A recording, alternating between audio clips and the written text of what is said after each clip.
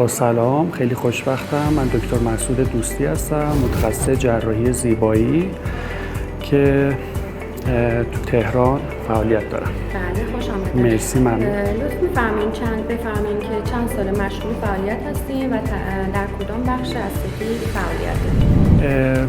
من که متخصص جراحی هستم و الان حدود 5 سال هستش که تو قسمت در واقع جراحی زیبایی فعالیت دارم و در واقع انحصاراً فقط جراحی زیبایی انجام میدم تو تهران.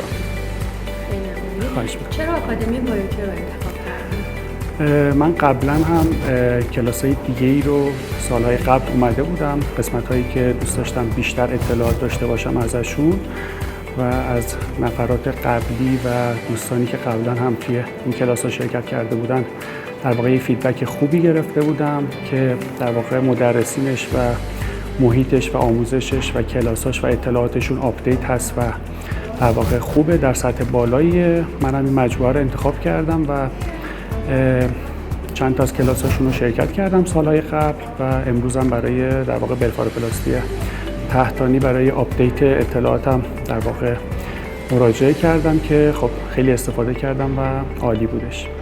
ممنون که ما رو انتخاب کردید. خواهش میکنم. ممنون.